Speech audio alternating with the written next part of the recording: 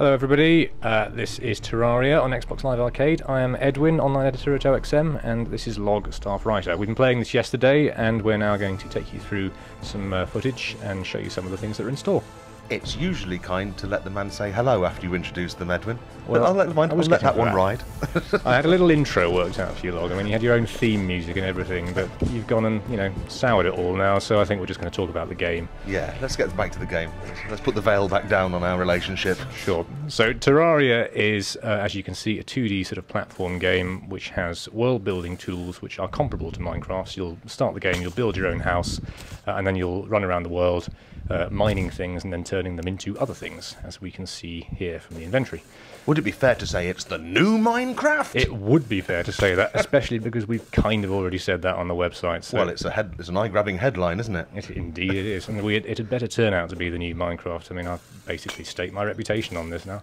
But I think it's, it is a fair comparison to make, but it's important to not let the comparison limit it, because there's, as you can see, a lot here that isn't in Minecraft. The weapons are much funkier, much more kind of playful in their kind of use of bits of science fiction and fantasy. And the combat is, while quite simple to start with, I mean, it's just point and click, because of those weapons, it becomes quite complicated later on, and particularly once you start playing the game in multiplayer. I mean, I've never played this on PC. I mean, does it happen to be like a platformer? It looks like there's elements of possibly Spelunky in there as well. Yes, I mean there is definitely a Spelunky feel to it. It's not quite as sort of tailored Spelunky can be, but you do have randomised levels, or indeed randomised worlds, and yeah, there is a kind of a similar range of challenges, and you can see that it's quite easy to get hurt and die. Although this guy's doing pretty well, I think. I mean, obviously this is quite late in the game you're seeing here, so we've missed out the vital sort of initial 10 hours of let's build a hut and fill it with stuff. But I think it gives you a good taste of why you should endure the first 10 hours of building mud huts, because you'll end up with a big helmet and some sort of weird flying ball thing. So the procedural generation is quite in depth, and it seems to it has basically lots of discrete biomes that it flips between. It's just I wondered whether the crafting element extends to the world, or whether it is just building and making sort of like huts and what. Well, it doesn't have a level editor like Minecraft. It doesn't have a sort of create mode. It's very much, as far as I'm aware, a game that you have to play to customize in that way. If you were going to build something as elaborate as this, it would take you a lot of work. You'd have to obviously move into that area and fight everything and clean it out. Because this feels like it's got more traditional levels and sort of life structure. It just seems like it's got a game with an end, whereas Minecraft is hardly a game at all. It does have more of a kind of an end game mechanic because of these bosses that you can actually unlock. I mean, essentially there are, I think, a few dozen. I couldn't tell you exactly, but they're unlocked by finding particular items in the world and then using those items in certain ways. So, for instance, there's one where you find a voodoo doll, and if you chuck it into a lava flow, it summons something called a wall of flesh. I think I'm right in saying that. It sounds perfectly logical and reasonable. Yes, indeed. Well, that's standard voodoo practice, isn't it? Oh, and that's what's actually happening here. Well done. Well, we're about to be proved well right foreshadowed. Or wrong. Yes. No. Well, clearly I have some sort of undiscovered spiritual ability to see these things in gameplay videos. Although no wall of flesh has appeared, so maybe I'm completely wrong. But yeah, working towards those bosses, and from what we've been told, it'll take you about, it could take you as much as 10 hours, even if you know what you're doing, is kind of the big sort of end game mechanic in Terraria. Similar to Minecraft has something called the End, which is itself a boss monster, but which hasn't actually been added to Minecraft Xbox 360 yet. So this is called Goblin Invasion. So there's world events that happen like that? Is there like you have to deal with events? I couldn't tell you exactly what causes goblin invasions, but yeah, they are kind of triggered by certain sort of things. I mean, I think, well, at night you get more monsters as a rule, and there are also these things called blood moons, which essentially allow zombies to get inside your house. So it obviously ups the stakes rather a lot at night.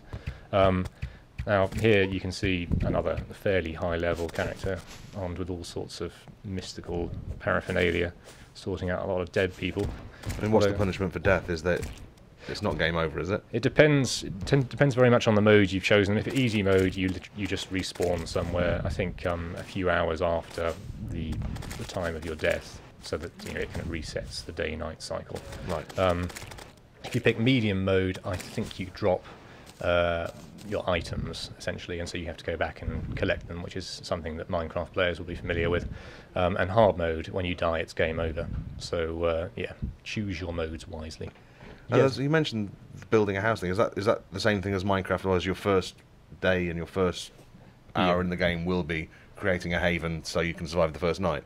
That's very much the the initial kind of like rush. You need to have a backdrop, 2 walls, a door, a torch, a table, and a chair. All the kind of the standard house furnishings before you can call it a house, and before it will actually serve as protection against the hideous monsters. Such as this King Slime here. They've got some Dragon Quest references going on here. Yes, and it's the same sort of thing of like, this is very much kind of economical monster design. Let's just make a bigger version of the ludicrously simplistic monster we made the first time. The monsters do get a lot more complex. I mean, actually, I don't think we'll necessarily see one, but there are unicorns in this world. And what's great is that when you kill them, they dismember. So, little... That's what I've always wanted when I see a unicorn. If you have any particular grudge against unicorns, this is your game. If you think they're a little bit smug, maybe. Yeah. And need taking down a peg or two. Yeah, and what better way to do that than with what appear to be shurikens? I couldn't vouch for that. I'm not familiar with the details of the weapon lineup, but you can see that they behave quite similarly to some kind of Devil May Cry weapons almost. It's a random little touch. I'm going to call them Boomer Blades. Boomer Blades is much better. I congratulate you on your invention. Yeah. If any developer wants me to name their weapons, I'm free. Bang up for that. Okay. Well, everyone needs a hobby, I guess. So this guy Skeletron, who... That's a good name. I wouldn't change that. Yeah, you can see how Skeletron fits his kind of vibe. But you meet him, you access him by finding an old man who you may have seen at the start of the video. Now, after you beat him, the old man actually turns into an NPC that you can recruit and house in your house, who will then sell you things. NPC recruiting is kind of quite a big part of the game, as is fighting massive, ludicrous bosses, as you can see here. I think this guy's he's not losing much health, so clearly he's he can afford to play the long game. And Skeletron seems to be getting around a little bit. Skeletron's not quite sure where he's at this point. It seems like most of these bosses have a kind of set of preconditions that aren't easily happened upon. I mean, is the idea that you accidentally find these things, or is it there's a lot of community rooting out all the hidden bosses and stuff? I mean, Terraria has been out on PC since I think 2011, and was famously sort of inaccessible in terms of how things were unlocked. So there's this huge PC wiki that's been built up largely by fans. Now we're looking at a little bit of menu hotness. These are the new Xbox 360 menus, which are reportedly much more user-friendly than the ones on PC. Instead of getting everything in one go, you have actual tabs and sexy loadout screens. And I should probably stop using words like sexy in reference to and achievements. Yeah, yes, sexy achievements. Sexy achievements. Lots of sex. But yeah, and can you have sex in Terraria? History is silent on this point. Maybe as must we be. That's one for the update, perhaps. You can certainly, obviously, you can invite other people into your game, and you can choose between a cooperative and a competitive invite. So and you can position your sprites erotically. Yes, if you wish to position your sprites erotically, then you are quite at liberty to do so. It's a free country, it's the 21st century and all that. I can tell you don't approve, though. Well, I don't know. Maybe you'll be disappointing Edwin if you do that. I'm more fixated on the weapons. I mean, the weapons are quite phallic, so you can get, real kicks out of them. So I assume with it being like Minecraft, crafting probably will play a role? Indeed, crafting will be important, as will mining, you'll be surprised to hear.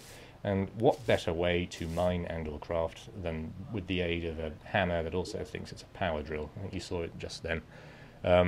Crafting, I mean, there's obviously a tree for kind of crafting, like, you can complex simple items and then use them to complex more advanced items. So There was that workbench I just saw there. Yeah. a workbench is the kind of one of the starting things, and that allows you to craft stuff like actually, to be honest, I couldn't tell you. I am not familiar enough with this game, but important things that you will want. But this is, the parallels, and it's a familiar system so far, isn't it? Yes, yeah, I think you can probably see where it's going. The other thing is that the Xbox version has 2 new kind of like select modes. There's one which is kind of used for combat and just basic mining, where essentially you tilt the stick to point the little reticle at what you want to hit. But then when you're building things, you click the stick again, you end up with this kind of much more cursor-like kind of drag and drop thing, which is much more convenient when you're building houses and placing items. Is all of this cosmetic, or does a lot of it have any use? I mean, does a fireplace ward off ghouls? It may work. Again, I'm going to have to. We don't know yet. I'm going to have to defer to the PC wiki on this count, but I think there are elements of the world that are cosmetic. I mean, that there are statues and things you can put in your world just for the sake of it, which is obviously a big part of the world-building sim, just doing stuff for the sake of it. Hence, giant penis shapes in Minecraft. I'm not. Hence, giant penis shapes. Yes, there's your takeaway. There's your back of box quote. That's going to be on my gravestone. So it's got a split screen then. Indeed, yeah, it has a 4-way split screen actually, and if you want to see the kind of the chaos that the weapons can provide, then obviously getting 4 other players involved. Oh, look at Unicorn! Dismember. Look, watch it. And it's taken the coward's way out. So unicorns are hostile. Yep. Okay. No sympathetic unicorns in this world. But there you go. Hey. There you go. Can you pick up the individual bits and use them in recipes? Again, possibly one for the update. I hope so. DLC strategy. And pixies. There's lots of harm that can be inflicted on fairly harmless looking creatures in this game. I mean, there are bunnies, for instance, and they dismember too, would you believe? It sounds like only the cute things dismember. Yeah. It's like they've got an agenda with cuteness here. Yes. Well, maybe I don't know. Yes. So I like the boots and. Yes. Is there other things in the sky? I mean, I'm just asking now. Can you explore upwards as well as downwards? Well, there is. I think. Yeah. There's quite a big space over your head. I mean, there's talk of there was talk yesterday of a boss fight in which basically one player flew upwards infinitely using a jetpack, and the others chased after him, shooting arrows and stuff like that. And so, yeah, I don't know. I don't think the sky is quite as interesting as what you'll find below. It's quite hard to, I don't know, mine through the sky. It's not a very varied element. Sorry. Trying to think of a way to make the sky interesting for people. So you can see that when you have 2 players in play, they can go pretty much anywhere in the world they want. There's no sort of like arbitrary you must be within 30 meters limit. Is there any kind of, do the enemies scale up to meet your challenge? I'm not Borderlands. Sure, I'm not. I think. I mean, it's kind of. It doesn't have a stat leveling system in the same way that Borderlands does. It has better equipment, but you don't. You're not going to end up in a situation where you've got 30 strength and the guy you've invited has 1 or something.